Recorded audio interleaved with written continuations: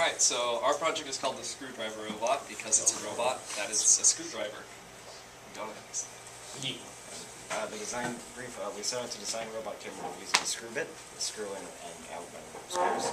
And the design uses a large tower-like structure that has a medium motor, which spins the bit, and it is raised and lowered by a large motor.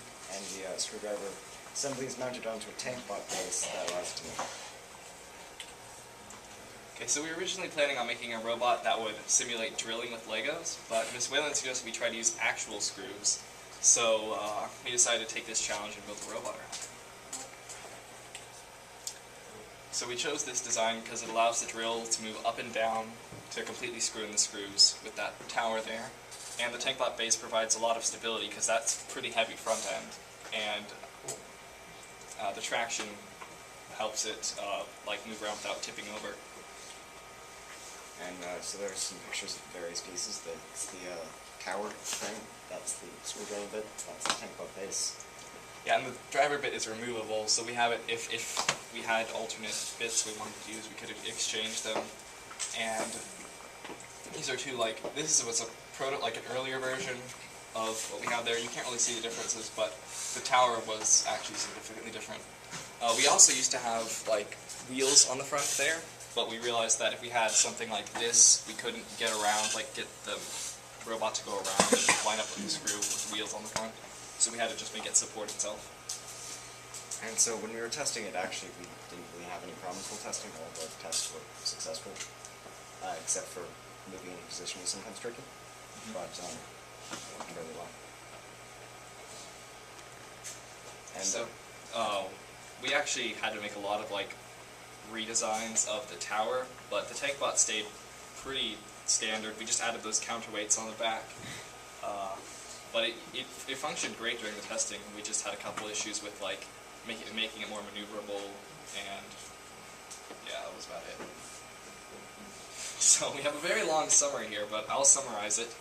And summarize the summary.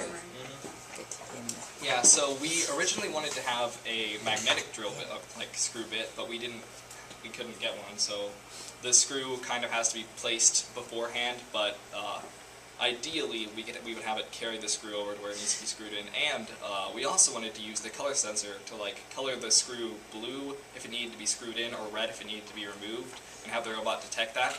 But the color sensor wasn't working, so we had to switch to remote control. So on the ideal version of this, it would have a functioning color sensor to do that. I hope that's it. Yeah, and so now we can demonstrate it real quick. So it's remote controlled. And the remote app is very terrible, so it can sometimes be kind of hard to, I don't know, so hold the phone in place. So we can raise and lower this, and I can screw it, and then move, and the moving is very difficult. Oh, that's not raised high enough. Yeah, no. Okay, so I'll do the fine-tuning here. Oh, don't move that, just keep it in place. And now we can lower it. And the way this works is it puts weight on the screw using the tower. So we have to keep moving it like that. And if the screw actually lined up properly, it would go in straight.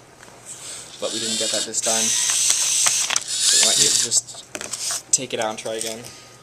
It's really tricky without having that magnetic drill bit to hold things stable, and having this actually adjust well. Okay. Yeah, usually you have to just manually align it because the controller is so bad. Alright, there we go.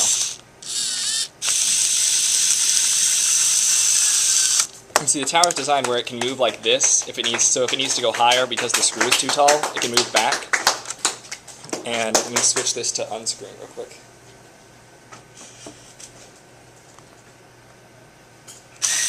Oh, hold on.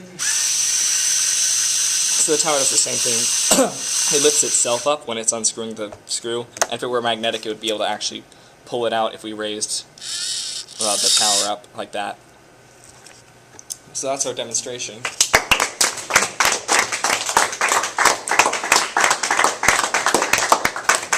again, ideally, in the final version of this, we would have it automatic, but we didn't have the parts for that. We didn't have a good enough color sensor to get the screw detection working. Also, it would have to move within a very small tolerance, otherwise it wouldn't work, and that's difficult to program.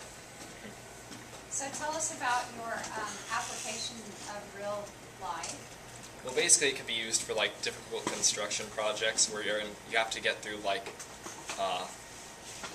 maybe dangerous areas, or even if you had like some sort of biohazard in the way, you could get like if you were. It's kind of hard to describe a situation like this, but if you needed to like remove screws from something to like rescue people, you could have this smaller thing go in and like deconstruct something.